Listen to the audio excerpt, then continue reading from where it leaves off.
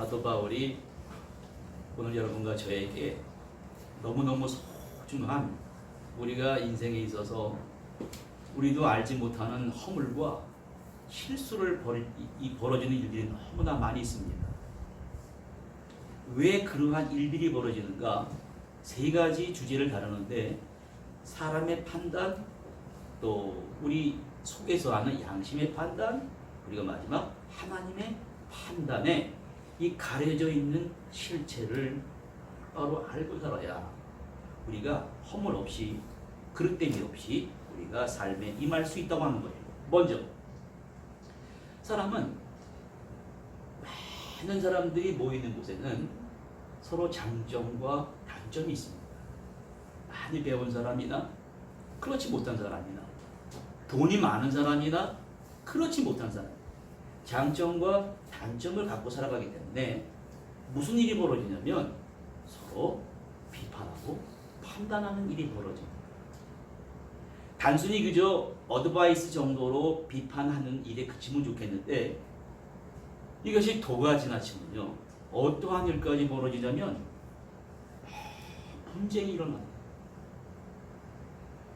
또 재산상의 문제, 민사상의 문제, 형사상의 문제, 법원에 가서 법관을 통해서 이거를 좀 해결해 달라고 오늘 수많은 그 법관 한 분이 그 처리해야 될 일들이 어마어마하게 산더미처럼 쌓였습니다. 바울이 당시에 살았을 때 바울은 교회로부터 엄청난 비판을 받았습니다. 사회로부터 엄청난 비판과 비난을 받았습니다. 그런데 오늘 이 성경이 우리에게 참 좋은 소식을 주시는 것은, 사람들이 왜 자꾸만 비판하고 판단하는 일을 통해 사람들은 상대방이 나에게 어떠한 비난을 하는 관심을 가지게 됩니다. 그래서 나를 좀 칭찬한다 그러면 내가 기분 좋아지게 되고, 저렇게 비난을 받는다 그러면 섭섭하게 생각하게 되면서, 예전에 사도 바울 때나 오래전에는 사람들이 만나서 이루어졌지만 4차 산업혁명 시대는 뭐 같이 모일 필요가 없습니다. 지구상에 떨어져 있든 어디서 떨어져 있든 그냥 문자로 비판. 문자뿐만이 아닙니다. 동영상을 찍어가지고 막 그냥 보내는 거예요. 그러면 사람들이 오늘 스마트폰에 들어온 그 비난하는 말, 칭찬하는 말은 좋아하는데 비난하는 말이 도를 넘으면요 난리가 납니다. 또 잘못된 범죄한 일들이 벌어지는 거예요. 그럼 검찰이 여러분 카톡 같은 거 조심하셔야 돼요. 그거 나중에 무슨 일 벌어지면요 다 밝혀집니다. 다 드러납니다. 신중해야 됩니다. 근데 문제는 사람들은 이웃에게서, 가정의 또 식구들 간에 좋은 게 보이기 위해서 어떻게 하냐면 선행을 외식하는 데가 오거든요. 자기를 자랑하게 됩니다. 아첨하는 일까지 벌어져요. 그러면 사람의 이 판단이라고 하는 것, 사람의 이 어드바이스로 하는 것, 어떨 땐 좋지만 정확하지 못합니다. 왜? 겉으로 드러난 것만 보고 판단하거든요. 그 사람의 마음의 속에 뭐가 있는지를 몰라요. 겉으로 드러난 외모, 척도로만. 그래서 우리나라 속담에 10길 물의 깊이는 알 수 있어도 사람의 속은 모른다, 이런 속담이 나오는 것입니다. 성경에 그러한 사건을 보여주는 게 바로 다윗과 압살롬의 사건입니다. 이 압살롬이 자기의 배다른 이 여동 형제가 있지 않습니까? 자기 여동생을 배다른 아버지의 동생이 이 강간하는 일이 벌어지지 어떻게 벌었습니까? 죽여버렸습니다. 그런 일이 벌어지서는 안 됩니다. 그러나 벌어지는 거 어떡합니까? 그 아버지는 불러다 놓고 따끔하게 충고를 해야 됩니다. 근데 아버지가 아무 말이 없었어요. 아버지가 불러서는 혼나기 한 달이 지나갑니다. 6개월이 지나갑니다. 여러분, 이게 무관심한 게 큰 나쁜 겁니다. 그러자 아들은 점점 반감을 갖게 되는 거예요. 그러고선 나중에 무슨 일이 벌어지냐면 생기기는 잘 생겼습니다. 이스라엘 사람들에게 찾아 들어가서 막 거짓으로 외식하면서 막 착한 척 친절을 베푸는 거예요. 막 돈도 쓰고 그 사람들이 보니까 아 왕은 왕궁에 있는데 야 아버지보다 아들이 낫다. 그러면 사람들이 압살롬을 막 따르는 그 마음에 뭐가 있는지 모르고 그러다가 나중에 압살롬이 본색을 드러내고 아버지에게 반역을 합니다. 그 아버지가 막 도망다니지 않습니까? 그러나 올바르지 못하는 것이 잠시 기승을 부리는 것 같지만 결국에는 압살롬은 죽게 됩니다. 여러분 멀리 갈 것도 없고 오늘 우리 사회 속에 가정 속에서 이러한 일이 일어납니다. 그 이유가 뭐냐면 사람의 이 가족의 구성원이나 회사 사람들의 구성원이 사람들이기 때문에 평연에 있습니다. 또 지방색이라는 것이 있습니다. 당파심이라는 게 있습니다. 그 제가 요즘에 어떤 책을 읽다 보면 자, 인간의 마음속에 이런 게 왜 일어나나? 편견이라고 하는 거는 한 개인의 무의식 속에서 나도 모르게 막 이 깔려있는 마음이라고 하네요. 당파심, 지방색. 어저께도 학생들 와서 이웃봉사를 가르쳤습니다만 그 엄마들이 이게 대구 사람들끼리 모이더라고요. 그 이유가 있어요. 이거는 집단 무의식이라고 합니다. 심리학자 말에 의하면 집단적으로 내려오는 어떠한 무의식이 우리 속에 하면서 지방색으로 당색으로 이게 모이는 거예요. 그럼 나도 모르게 또 집단적으로도 모르게 일어나는 일이 사람을 현혹시키고 오늘 우리도 힘들게 하고 있습니다. 그러므로 이 성경 말씀대로 산다는 것은 뭐냐면 내 안에 감춰진 이 무의식의 세계에 있는 것들을 내가 올바른 의식의 세계에서 이걸 올바로 들여다 볼 줄 알아야 된다. 예나 지금이나 똑같습니다. 그 유명한 소크라테스라는 철학자들 그 훌륭한 사람을 잘못 판단해가지고 독배를 마시게 합니다. 우리의 구주 되시는 예수님은 빌라도 법정에서 그가 옳은지는 아는 거예요. 애서 놓아주려고 막 애를 썼으나 사람들이 막 십자가에 못 박으라 잘못된 결정을 내리게 되는 것입니다. 사도 바울은 오늘 뭐라고 그러냐면 사람들의 판단에 대해서는 이게 매우 작은 일이라 나는 신경을 쓰고 살지 않는다는 거예요. 그러니까 좋은 판단을 받으려 하지도 않고 나를 또 비난한다는 말도 사람의 판단이라고 하는 것은 항상 허물과 실수가 있으니까 나는 그런 것에 신경을 아예 쓰고 살지 않는다. 그리고 그러한 것에 노예가 되지 않겠다. 그러는 말씀을 우리에게 들려주고 있습니다. 그러면 우리가 실수하는 이 우리의 판단보다도 더 좀 한 단계 업그레이드된 판단이 뭔가? 바로 양심의 판단이라고 하는 것입니다. 양심의 판단은 사람이 이 겉으로 하는 판단보다 좀 실수가 적습니다. 왜? 양심에서 하는 겁니다. 양심은 이 의식, 위선, 이 가면을 쓰는 거예요. 가면을 쓰고 행동하는 것이 아니라 직접 우리 안에 있는 잘못된 것, 나의 부족함, 나의 편협함, 나의 갈등, 나의 상처를 어쩌면 들여다봐요. 들여다보고 야 내가 이러면 안 되지 스스로 판단하는 것이 우리의 양심입니다. 여러분 사람이 말입니다. 보통 사람이나 전과자들이나 수많은 사람들이 양심이라는 것이 있는데 이것이 막 이 요동을 하면 무슨 일이 벌어지지 아십니까? 그 사건을 예수님이 요한복음 8장에서 우리에게 이렇게 보여주십니다. 이렇게 많은 사람들이 앉아있는데 말씀을 가르치는 중에 사람들이 현장에서 글쎄 가늠한 여인을 붙잡아다 놓고 그 가운데 딱 세워놓고 모세 율법에 가면 이런 사람은 돌로 쳐 죽이라고 그랬습니다. 그 사람들이 갑자기 긴장돼 버리는 거예요. 그 예수님이 이 질문을 받으시고 어떻게 하셨습니까? 이런 말씀하시는 거예요. 너희 중에 죄 없는 자가 먼저 돌로 치라고 그랬어요. 사람들이 보세요. 돌을 들으려고 사람을 때려 죽이려고 그냥 군중 심리가 발동이 돼가지고 그러는데 예수님은 사람들이 가지고 있는 양심이 그랬습니다. 너희 중에 죄 없는 자가 돌로 치라고 그러니까 사람들이 양심이 말입니다. 이 쓰나미처럼 몰려왔어요. 생각해보니까 내가 저 여자를 먼저 돌을 들어 칠 수가 없는, 나에게는 더 못된 위선이, 나에게는 더 못된, 강한 죄보다 더 잘못된 것들이 내 안에 있는 것을 들여다 보았습니다. 오늘 이 말씀은 어쩌면 한 여인과 관계된 그 사람들뿐만이 아니라 우리에게도 우리의 양심이라는 것도 이렇게 주님이 터치하시는 그러한 말씀이란 말입니다.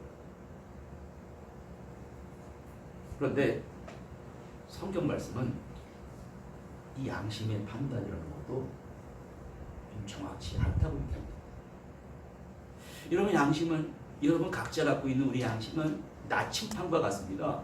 여러분 나침판 지금은 GPS 글로벌 이 포지셔닝 이 시스템이라는 것이 있어가지고 뭐 비행기를 조정하는 비행사나 배를 운항, 우리 심지어 차 운항할 때도 주머니에서 GPS 딱 꺼내도 가면 정확하게 인도합니다.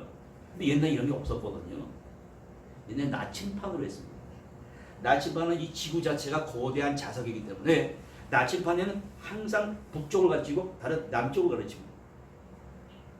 그런데 우리의 양심이 이 나침판과 같이 올바른 것을 가르치게 되어 있습니다. 그런데 여러분 지금 아이들은 그런 게 없어서 좀 가르치기 필요할 때가 있어요. 나침판에다가 이 쇳덩어리를 딱 갖다 대면 이게 밤에 휙 돕니다. 우리의 양심이 나침반과 같은데 어떠한 물질의 자석 같은 것이, 정욕 같은 것이, 명예욕 같은 것이 막 갖다 대면 영혼의 나침반이 올바로 가다가 이렇게 확 들어서 양심의 기능을 하지 못하게 만들어 버립니다. 여러분 어떻게 구체적으로 잃어버리게 합니까? 이서부화의 재미난 이야기가 있어서 우리에게 큰 교훈을 줍니다. 어떤 왕이 큰 정원에다가 수많은 좋은 종류의 나무들, 수많은 포도나무, 감나무, 장미꽃, 수많은 것들을 심어놨습니다. 그러니 아침에만 일어나면은 그 정원을 바라보니 얼마나 참 기분이 좋습니까? 산소도 공급을 하고 아름다운 꽃도 피고. 근데 어느 날 아침에 나가 보니까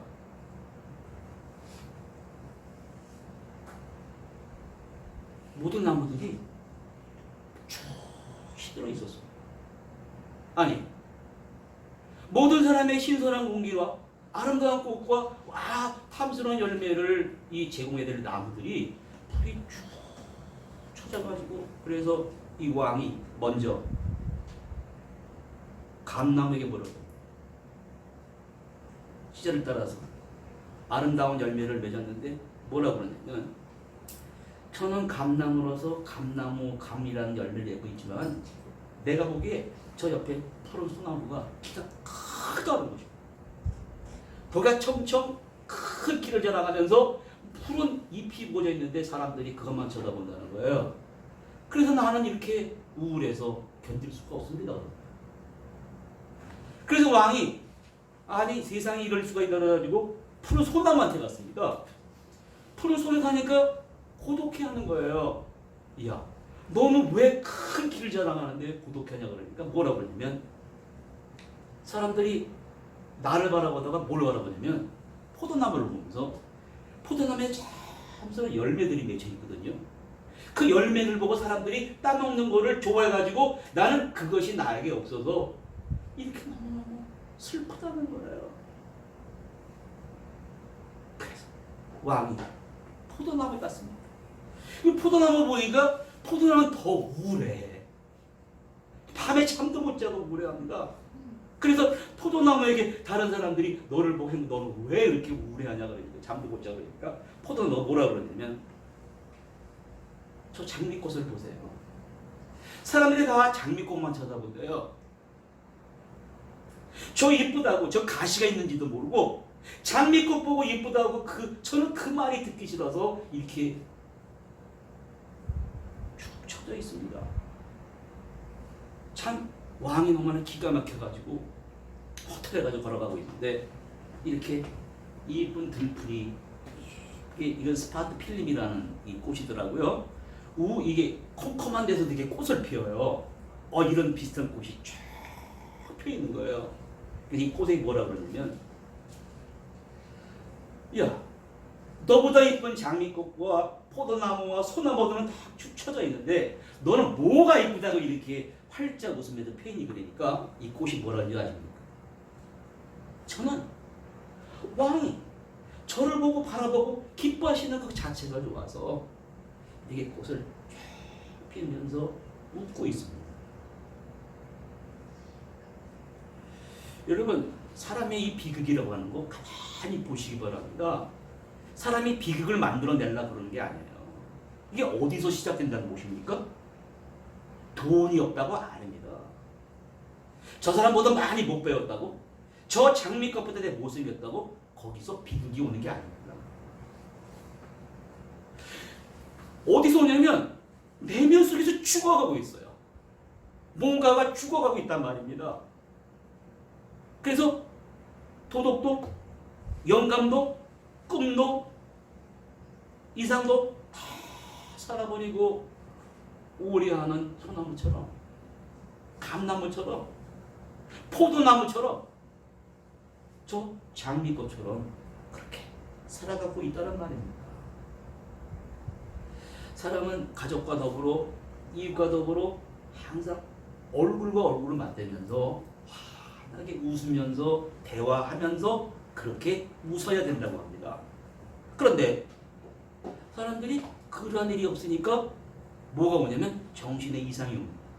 제가 주중에 무슨 프로그램을 하는데 아이들이 이렇게 쭉 들어옵니다.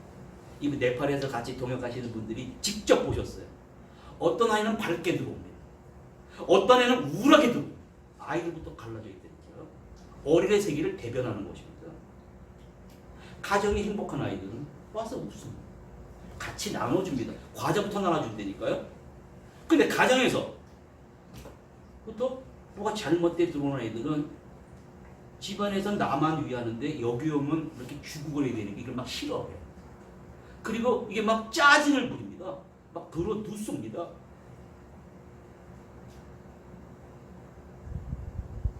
그러면 이러한 일들이 어린아이뿐만이 아니라 어른들에게도 일어나는데 이게 왜 일어나는가? 그거를 몇몇 사람들이 그 원인 진단을 이렇게 봅니다.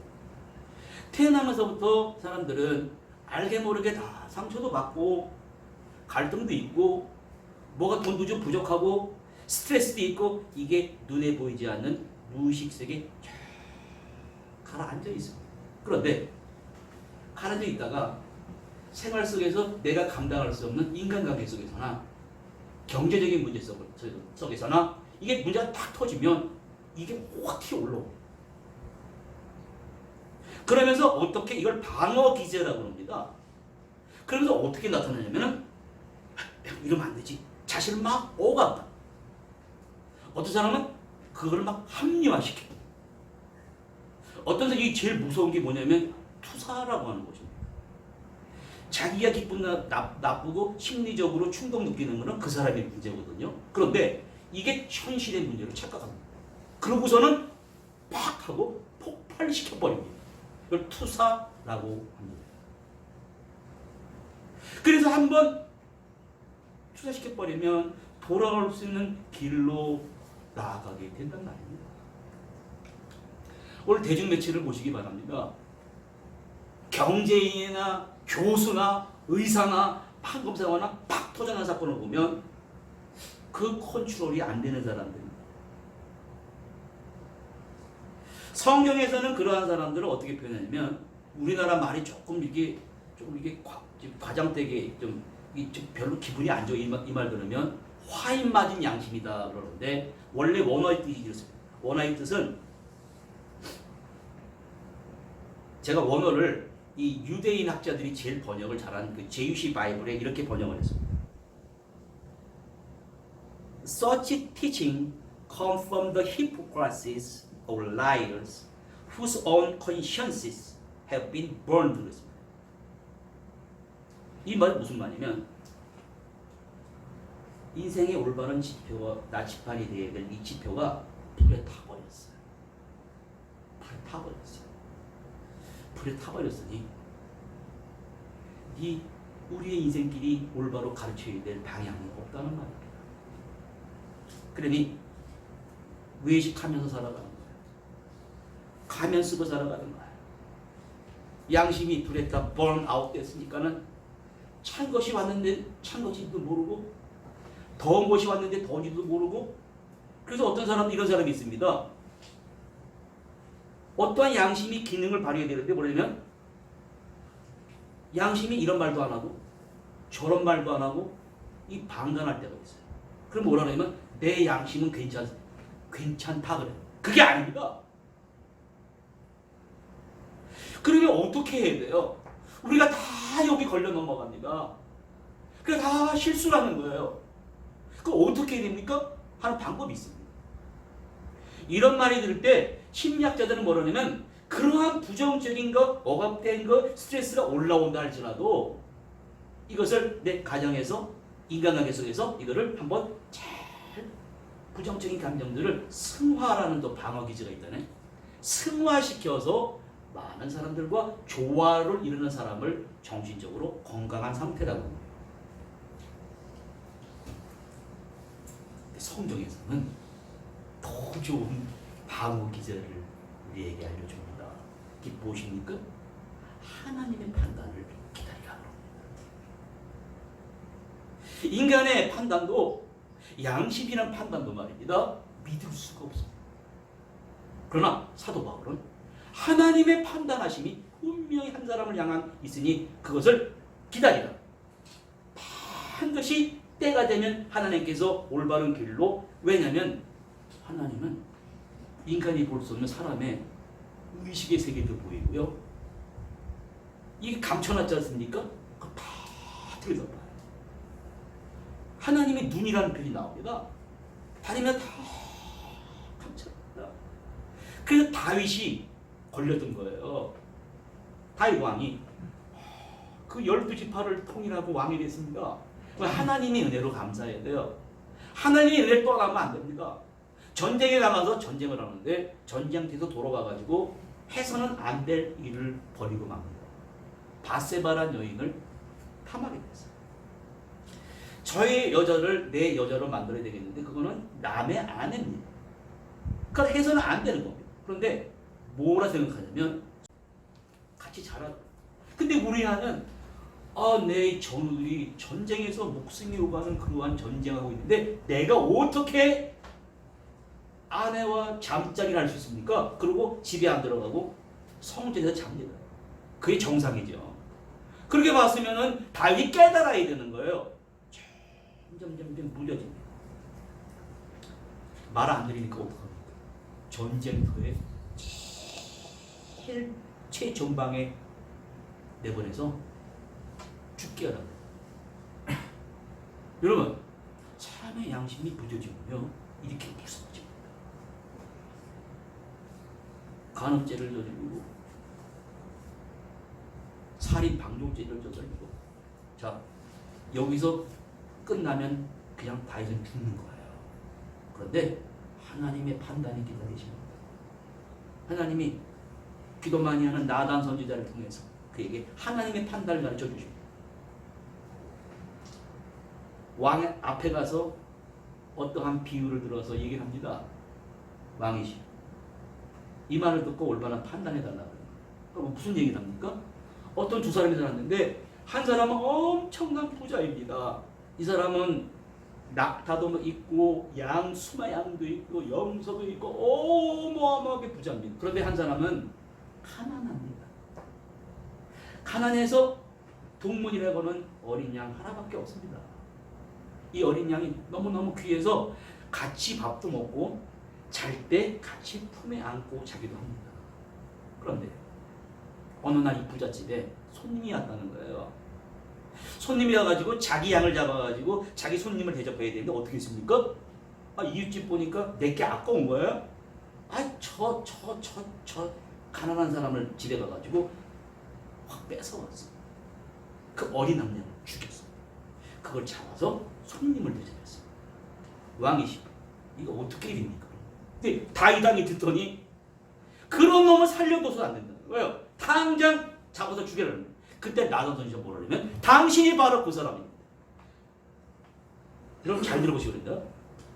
그때 다윗왕이 그 얘기를 듣고 그때까지 몰랐던 그 무의식에서 양심이 막 소용돌이 치면서 나단 저자의 말씀을 하나님 말씀으로 받아들이고 하나님 판단을 받아들이고 그렇습니다.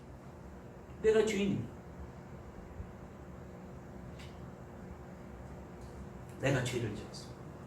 무릎을 꿇고 눈물을 흘리며 애통한 사건을 놓고 성경은 참 위대한 성문이다 그럽니다. 왜요? 다른 사람들은 안 그러거든요.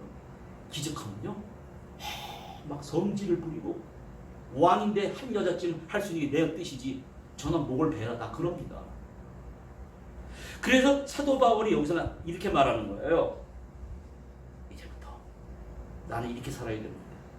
하나님의 비밀을 맡은 자 그리스도의 일꾼으로 나를 여겨달라는 말합니다. 이런 여겨달라는 말은 뭐냐면 이게 우리나라에서 쓰는 말이 없는 말 중에 이 원어가 뭐라냐면 헬라어로 휘페레타스란 말인데 배 밑에서 노를 젓는 사람이에요.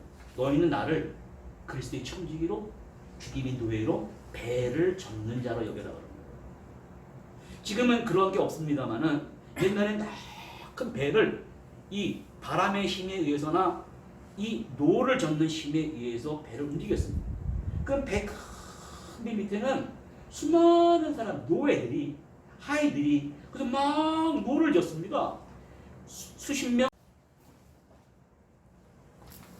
사도 바울이 오늘 여러분과 저에게 너무너무 소중한 우리가 인생에 있어서 우리도 알지 못하는 허물과 실수를 벌어지는 일들이 너무나 많이 있습니다. 왜 그러한 일들이 벌어지는가?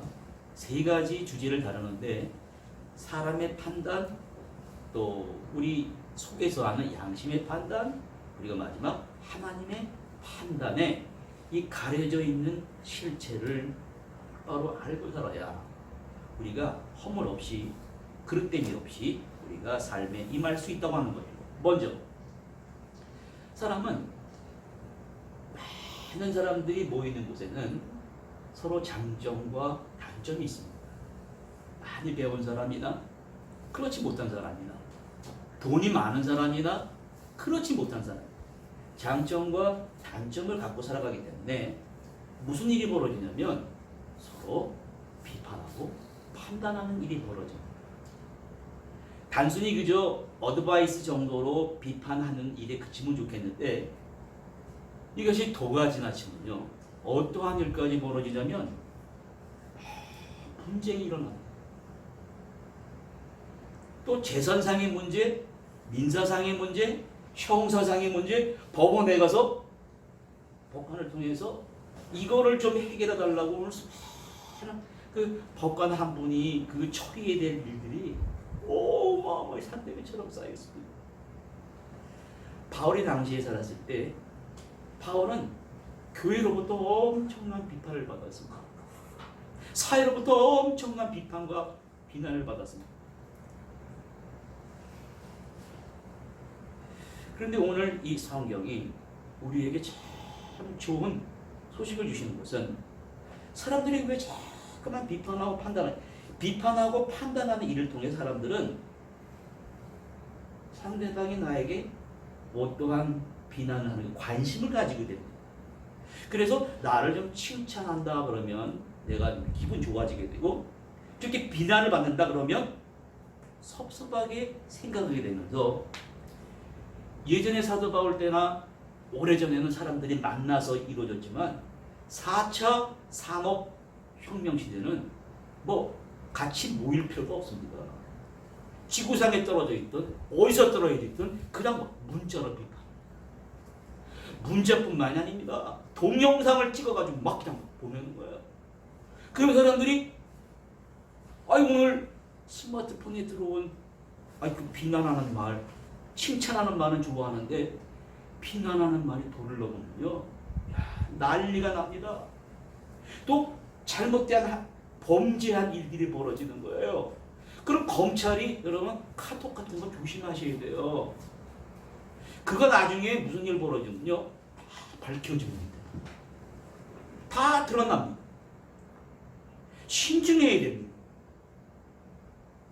근데 문제는 사람들은 이웃에게서 가정의 또 식구들 간에 좋은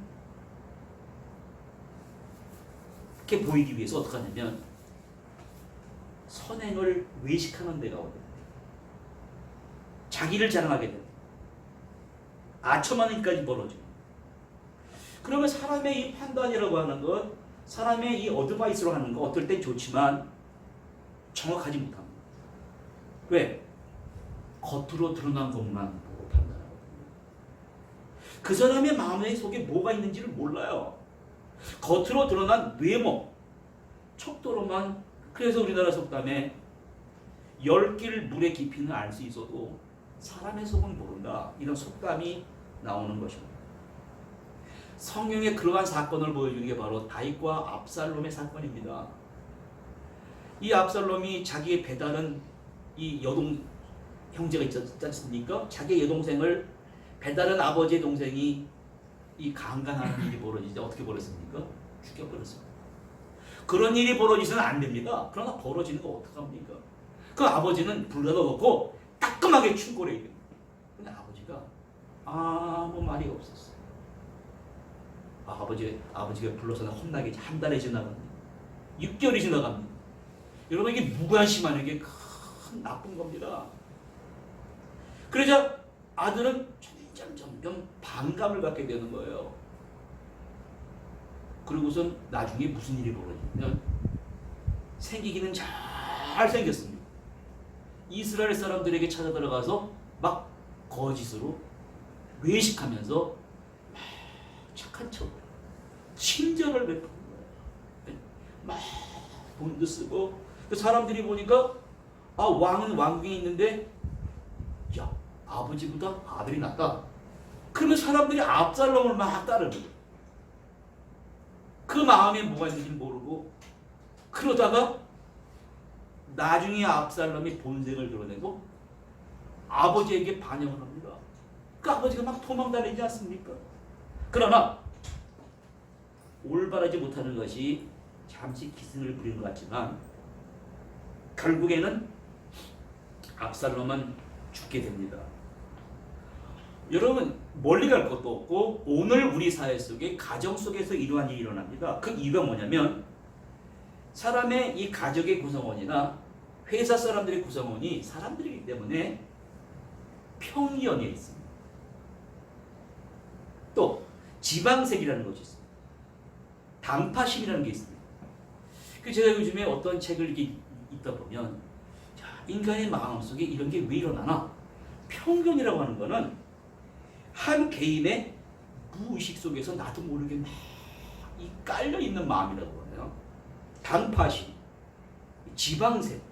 어저께도 학생들 와서 이웃봉사를 가르쳤습니다만 엄마들이 이게 대구 사람들끼리 모이더라고요.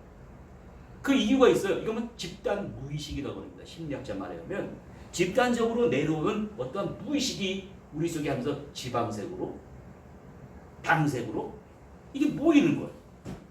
그럼 나도 모르게 또 집단적으로도 모르게 일어나는 일이 사람을 현혹시키고 오늘 우리도 힘들게 하고 있습니다.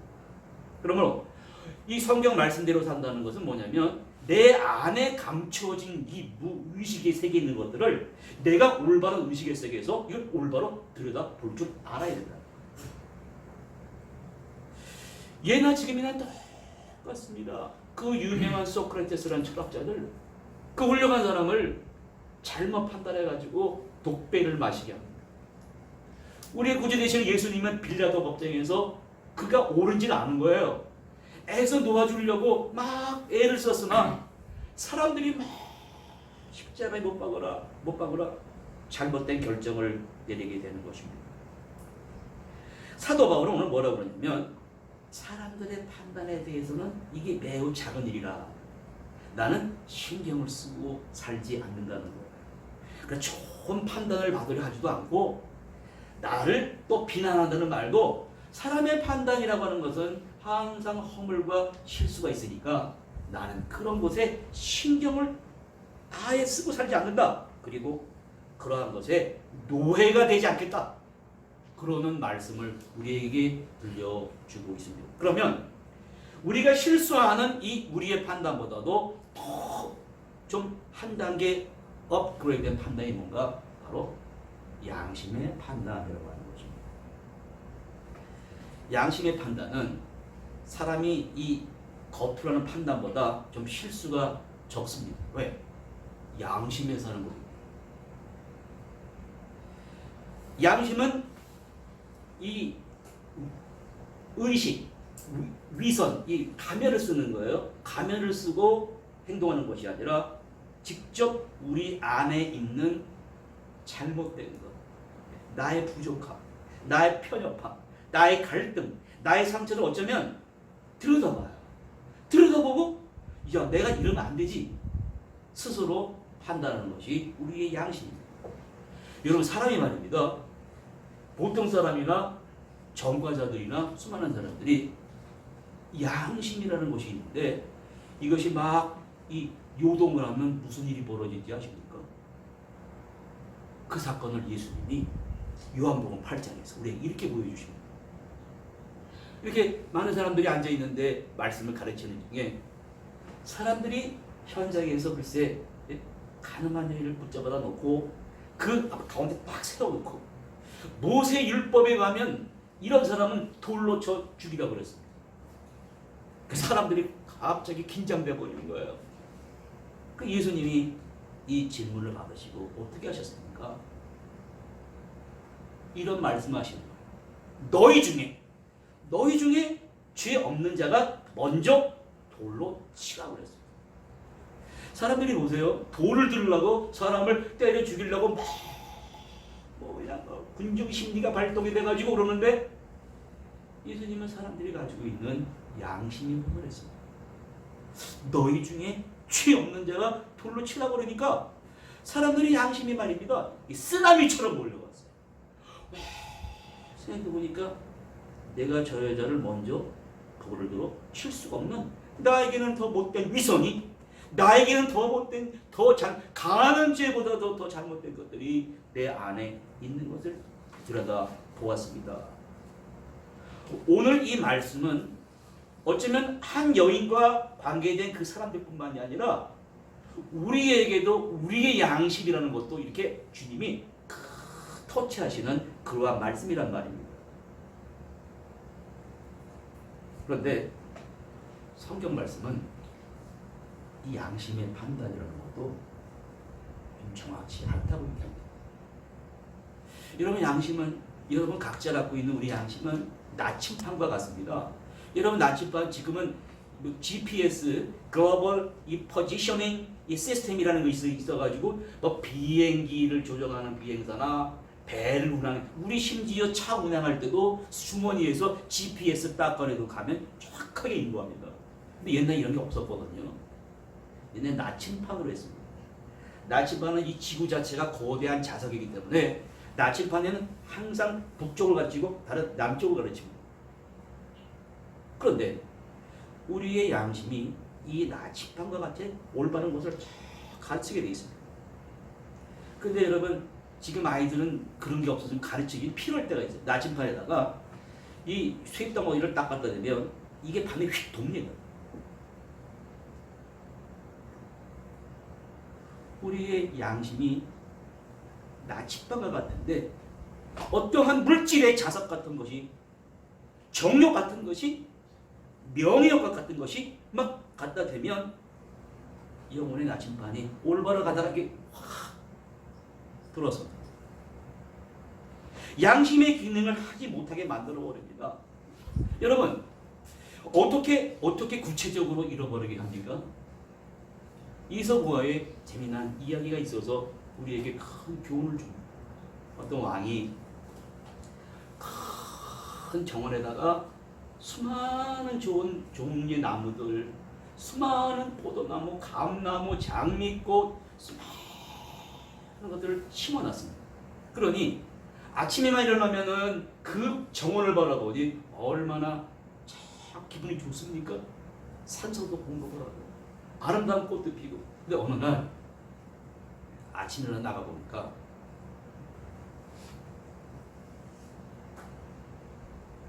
모든 나무들이 쭉 시들어 있었어요. 아니, 모든 사람의 신선한 공기와 아름다운 꽃과 탐스러운 열매를 이 제공해드릴 나무들이 불이 쭉 쳐져가지고, 그래서 이 왕이 먼저 감나무에게 물어요.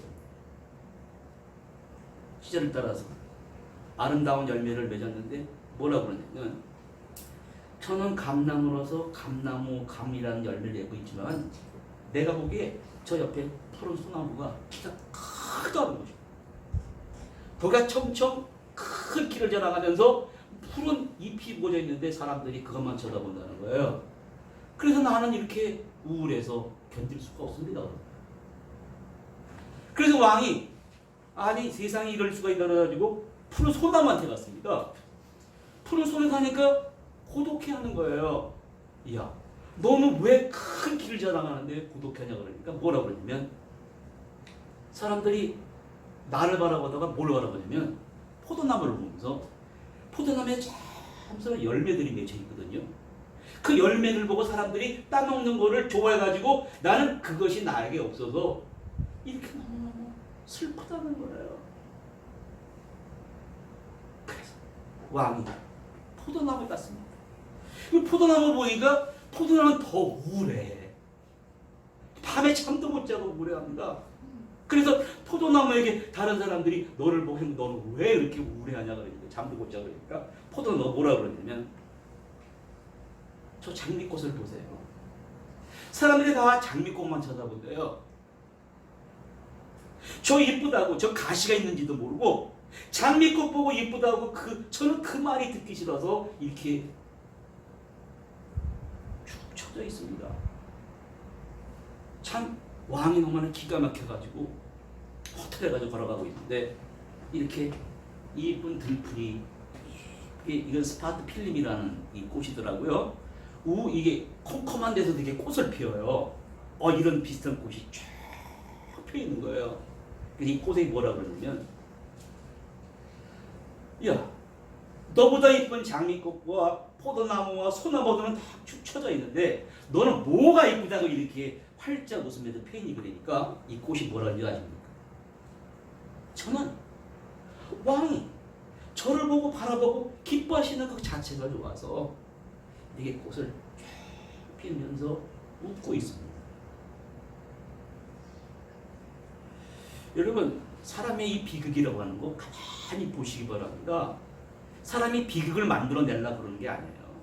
이게 어디서 시작된다는 것입니까? 돈이 없다고 아닙니다. 저 사람보다 많이 못 배웠다고? 저 장미꽃보다 내 못생겼다고? 거기서 비극이 오는 게 아닙니다. 어디서 오냐면 내면 속에서 죽어가고 있어요. 뭔가가 죽어가고 있단 말입니다. 그래서 도덕도, 영감도, 꿈도, 이상도 다 살아버리고 우울해하는 소나무처럼, 감나무처럼, 포도나무처럼, 저 장미꽃처럼 그렇게 살아가고 있다는 말입니다. 사람은 가족과 더불어, 이웃과 더불어 항상 얼굴과 얼굴을 맞대면서 환하게 웃으면서 대화하면서 그렇게 웃어야 된다고 합니다.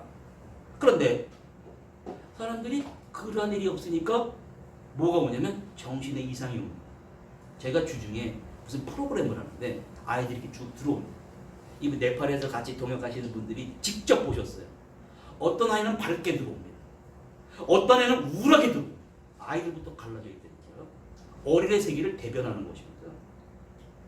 가정이 행복한 아이들은 와서 웃습니다. 같이 나눠줍니다. 과자부터 나눠준다니까요.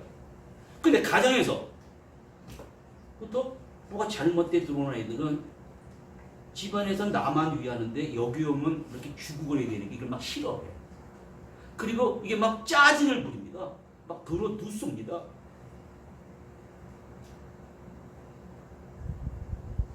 그러면 이러한 일들이 어린아이뿐만이 아니라 어른들에게도 일어나는데 이게 왜 일어나는가?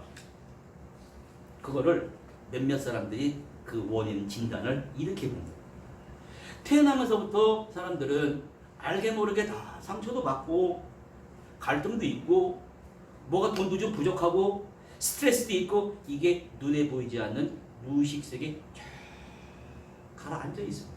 그런데 가라앉아 있다가 생활 속에서 내가 감당할 수 없는 인간관계 속에서나 경제적인 문제 속에서나 이게 문제가 탁 터지면 이게 확 튀어 올라옵니다. 그러면서 어떻게 이걸 방어 기제라고 합니다. 그러면서 어떻게 나타나냐면은 이러면 안 되지. 자신을 막 오간다. 어떤 사람은 그걸 막 합리화시켜. 어떤 사람이 제일 무서운 게 뭐냐면 투사라고 하는 것입니다.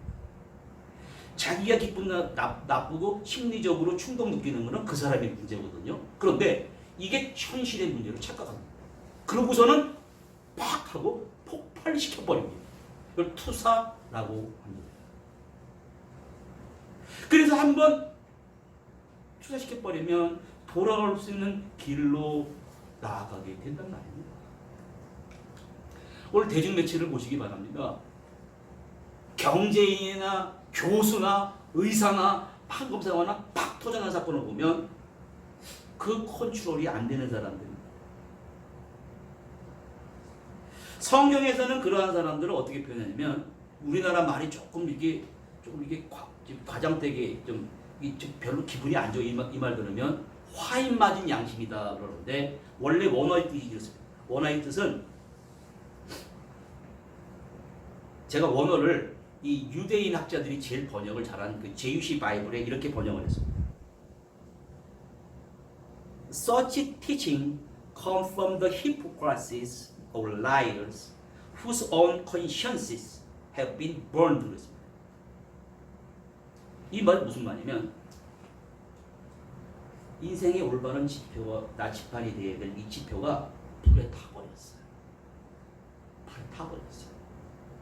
불에 타버렸으니 우리의 인생길이 올바로 가르쳐야 될 방향이 없다는 말입니다. 그러니 외식하면서 살아가는 거예요. 가면 쓰고 살아가는 거예요.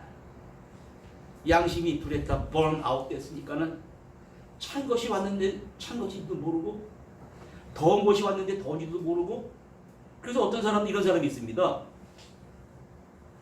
어떠한 양심이 기능을 발휘해야 되는데 뭐냐면 양심이 이런 말도 안 하고 저런 말도 안 하고 이 방관할 때가 있어요.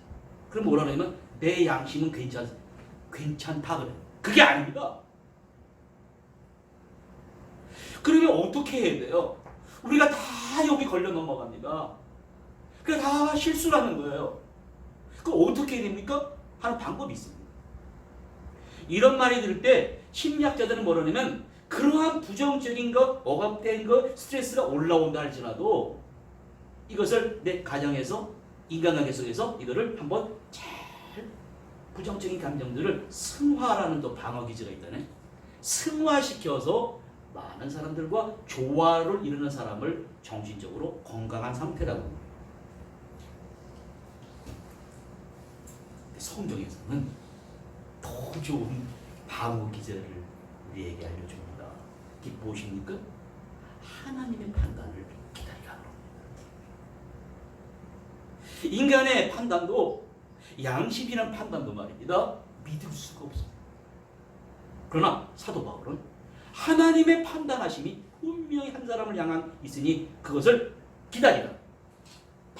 반드시 때가 되면 하나님께서 올바른 길로 왜냐하면 하나님은 인간이 볼 수 없는 사람의 의식의 세계도 보이고요. 이게 감춰놨지 않습니까? 그거 다 들여다봐요. 하나님의 눈이라는 표현이 나옵니다. 다니면 다 감춰놨다. 그래서 다윗이 걸려든 거예요. 다윗 왕이 그 12지파를 통일하고 왕이 됐습니다. 하나님의 은혜로 감사해야 돼요. 하나님의 은혜를 떠나면 안 됩니다. 전쟁에 나가서 전쟁을 하는데 전쟁터에서 돌아와가지고 해서는 안 될 일을 벌이고 맙니다. 바세바란 여인을 탐하게 됐어요. 저의 여자를 내 여자로 만들어야 되겠는데 그거는 남의 아내입니다. 그러니까 해서는 안 되는 겁니다. 그런데 뭐라 생각하냐면